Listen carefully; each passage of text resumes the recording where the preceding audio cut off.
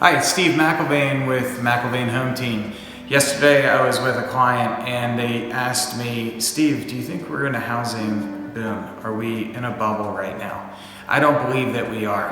Last year, 2020, real estate truly was fantastic as our country was shutting down. It was a surprise, and this exuberance has lasted into 2021. But let's talk about 6 reasons why I do not believe that this is a housing bubble.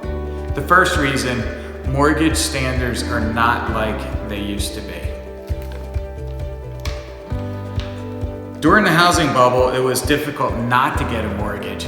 Today, that's not the case. The Urban Institute, which measures the percentage of owner-occupied home purchases, had simply said that we have much tighter lending standards and that their level of risk is under 5%, which is actually the lowest it's been since the introduction of the index. Number 2, prices are not soaring out of control. As you can see here, this is the annual home appreciation rate leading up to the recession of the bubble in 2008. And then this is the appreciation rate over the last several years through 2020. And you can see each year, while the appreciation is strong, it's not like leading up to the bubble. And so this is another reason why I don't believe that this is anything like the last time. A third reason is we don't have a surplus of homes, we have a shortage. As you can see here, leading up to 2008, the month's supply was increasing. Here in 2020, the month's supply is lower and that causes prices to go up. A fourth reason is new construction isn't making up the difference in the housing shortage that's needed. Some people may think that new construction's filling the void, but if we compare that to right before the housing crash, we can see that an overabundance of newly built homes was a major challenge then, but it isn't now. You can see that leading up to 2008, there were 4 consecutive years of a record-setting number of homes.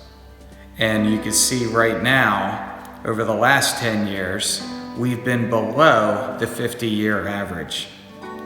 This is simply not what we experienced leading up to 2008. Chief economist for First American, Mark Fleming, says, lower mortgage interest rates and rising incomes correspond with higher housing prices as home buyers can afford to borrow and buy more. If housing is appropriately valued, housing buying power should equal or outpace the median sale price of a home. Looking back at the bubble years, house prices exceeded house buying power in 2006, but today house buying power is nearly twice as high as the median sales price nationally. Again, this is nothing like the last time. And the 6th reason is people are equity rich, but they're not tapped out. I was actually in banking from 2005 through 2008 when everything crashed, actually 2009. And I'll talk about 2 products that there were. One of them was a home equity line of credit. Well, back then, prices were so out of control that there was all this fake equity built into people's homes. You could walk into the bank and ask for a $250,000 line of credit.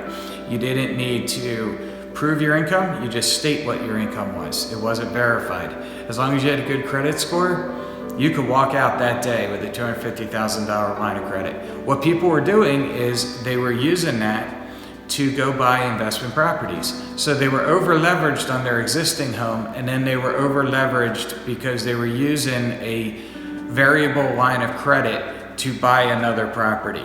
When the market crashed, all the dominoes fell. The second thing is we had another product, it was called a pick-a-pay mortgage, and a buyer could walk in and say, hey, I want to make whatever payment I want to make. And so you could choose a 30-year payment, a 15-year payment, an interest only, or a negative AM. Negative AM means you're not even making enough payment to pay the interest on your loan.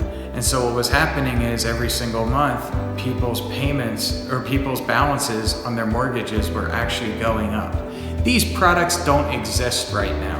And that's just another reason why we're not in the same type of market as 2008. So bottom line, if you're worried about making a rash decision or making one that's actually going to hurt you, talk with me. But I hope that this information that was presented alleviates a lot of your concerns.